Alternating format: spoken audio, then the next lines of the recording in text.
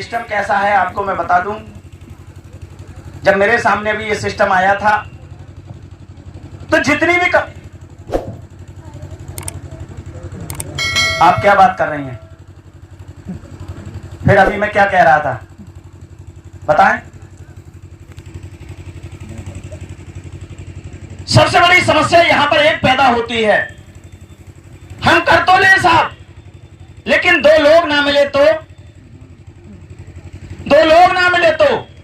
तो आपको मैं बता दूं, अगर दो लोग ना मिले, ये जवाब आप हमसे पूछ रहे हैं और आज आपने नजरअंदाज कर दिया इस मामले के लिए, इस प्रणाली के लिए, इस व्यापार के लिए, तो आने वाले 5 वर्ष के बाद आपका बच्चा आपसे पूछेगा क्या बेताजी आपने कोई काम ऐसा नहीं किया, दो लोग आपकी बात मान लेते।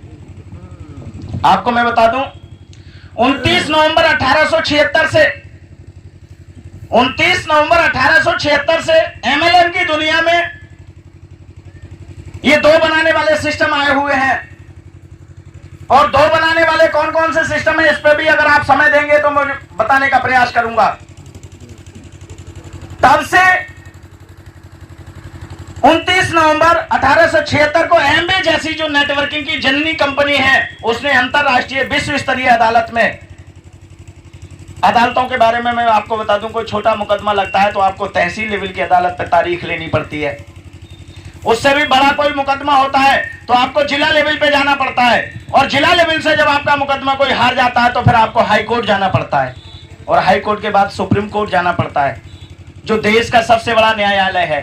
और जब देश के न्यायालय से भी कोई बात बाहर निकल जाती है तो उसके लिए होती है अंतरराष्ट्रीय न्यायालय। उस अंतरराष्ट्रीय न्यायालय में एमबी जैसी कंपनी ने 4 साल कानूनी केस लड़ने के बाद नेटवर्किंग मार्केटिंग के लिए अंतरराष्ट्रीय व्यापार का दर्जा दिलाया, और 2000 के आसपास या 1999 से यूं कहिए कि भारत के अंदर इस नेटवर्किंग कंपनियों की बाढ़ सी आ गई थी। और सब वही हुआ जो लोग हमारे कहते हैं, बिल्कुल वैसे ही होता है कि भाई तू चक्कर में तो ना पड़ा है, ये अपने अपने की गर्दन काटने का सिस्टम है, क्योंकि ऐसा ही लोगों ने किया। और जितने भी अचीवर आए थे अच्छी अच्छी गाड़ियों से, कोट पैंट टाई बेल्ट बांध करके, जैसे इन लोगों ने सबने बताया, तो कोई कलकत्ता का था, कोई महाराष्ट्र का था, कोई उड़ीसा का था। उनके घर का जब पता पूछने के लिए गए थे कि साहब फला कंपनी से कोई अचीवर आए थे, उनके घर का पता कर लिया जाए, तो उनके घर का कोई पता नहीं मिला। ऐसी ऐसी जगहों से वो लोग आए थे। लेकिन आपके मंच पर जो भी लीडर बैठा हुआ है, जिस लीडर ने भी अपना एड्रेस इतिहास बताया है, अगर उस लीडर की बात को आपने बारीकी से सुना है तो उसके बारे में आप जानकारी ले सकते हैं, पूरा उसके लिए कॉपी कर सकते हैं। क्या वाकई इसका यही गांव है? क्या वाकई जो कंपनी की 18 स्टेजें शो की गई हैं, कंपनी ने बना करके दी हैं, इनमें से ये स्टेजें फाइनल हो चुकी हैं?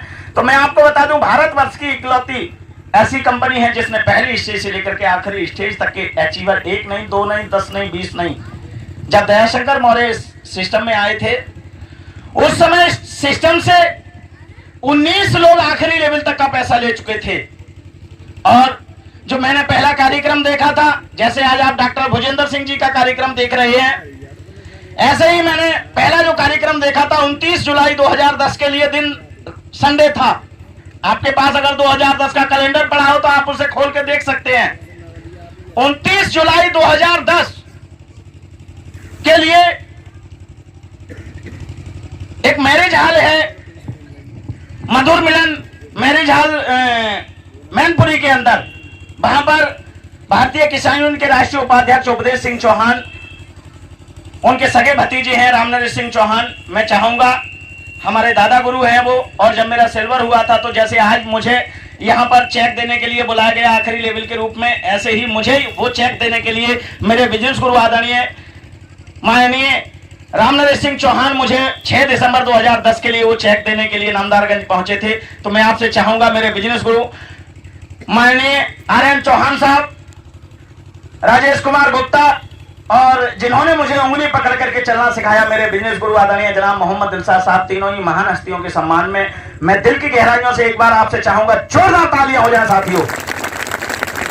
और ये ही त्रिदेव कहते हैं, 3 देव कौन कौन से होते हैं? वो आपकी भाषा में ये हैं, लेकिन मेरी भाषा में रामनरेश कुमार गुप्ता और मोहम्मद दिलशाद होते हैं।